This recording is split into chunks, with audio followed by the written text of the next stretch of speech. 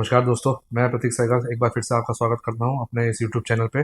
उम्मीद करता हूं आप अपने चैनल को सब्सक्राइब किया होगा, लाइक करते हैं और शेयर भी कर रहे होंगे और वीडियोस आपको बहुत पसंद आ रहे होंगे। अभी बहुत टाइम से एक सेक्शन चल रहा है, सेक्शन 54 ऐप, जिसपे काफ़ी वीडियोस भी बने हैं, काफ़ी क्वेरीज भी आई हैं। तो क्या है, आज उसको जान लेते हैं। देखिए, सेक्शन 54 ऐप पहले भी था, आज भी है, बट डिफरेंस ये है कि अब इसका बेनिफिट हम लोग ले सकते हैं।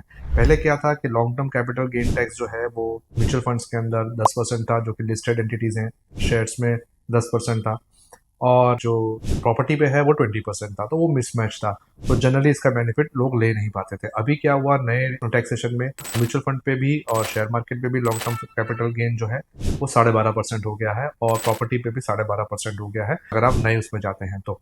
सो बेसिकली वो दोनों परसेंटेज सेम हो गए हैं, तो गवर्नमेंट ने अलाउ कर दिया है कि आप इस चीज का बेनिफिट ले सकते हैं। फिर भी कहीं ना कहीं इसकी कंफ्यूजन्स हैं, कुछ सीए अभी भी कंफ्यूज हैं, कुछ लेने देते हैं। तो आप एक बार अपने सीए से जरूर कंसल्ट करें before doing any action. But generally ये देखा गया है कि लोग इसमें क्लेम लेने शुरू हो गए हैं। तो क्या है ये, मैं आपको भी समझा देता हूँ। सेक्शन 54 एफ ये बोलता है कि आप अपने जो भी म्यूचुअल फंड सेल कर रहे हैं, या कि जो भी आपने शेयर सेल कर रहे हैं, या अपना लैंड अगर आपने कुछ सेल किया है, तो उस पर जो आपको कैपिटल गेन बना है वो आप सेट ऑफ कर सकते हैं कोई भी अपनी प्रॉपर्टी लेके, रेसिडेंशियल प्रॉपर्टी लेके, यानी होम प्रॉपर्टी लेके।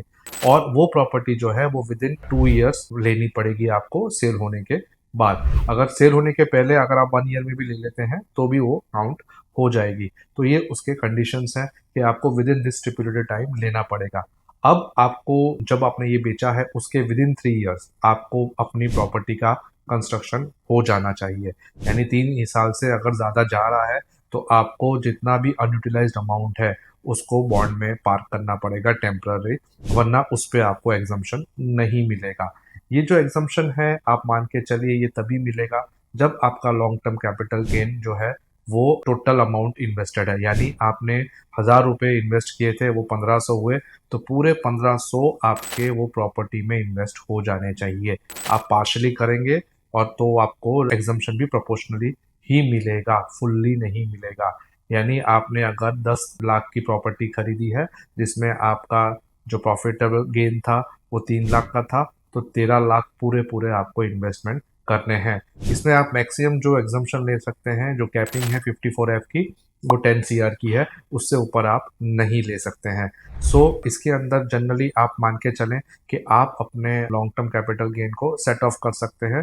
तो कंडीशंस ये है कि आपके पास एक भी प्रॉपर्टी आपके नाम पे नहीं होनी चाहिए, आपकी फर्स्ट हाउस रेजिडेंशियल प्रॉपर्टी होनी चाहिए।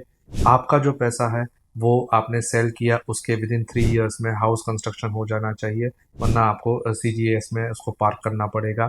अगर आप ये फेल करते हैं तो आपको एग्जम्पशन नहीं मिलेगा और आपको उस पर टैक्स भरना पड़ेगा। अपर लिमिट उसकी 10 करोड़ है, और आप इसमें जितना भी पैसा इन्वेस्ट कर रहे हैं वो इन टोटलिटी होना चाहिए। आपका जितना भी रिडम्पशन है म्यूचुअल फंड और शेयर मार्केट से, आपका लैंड सेल से, वो पूरा ही पैसा आपको री इन्वेस्ट करना पड़ेगा आपकी हाउस प्रॉपर्टी पे। तो उम्मीद करता हूँ सेक्शन 54 एफ आपको क्लियर हो गया होगा। कोई भी डाउट्स हैं इसके रिलेटेड, आप अपने सीए को ज़रूर कंसल्ट करें, क्योंकि वो ही इसका बेस्ट जज है।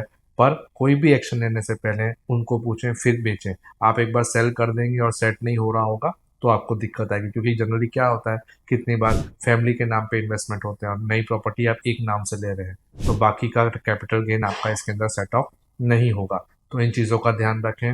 Happy investing. Thank you very much.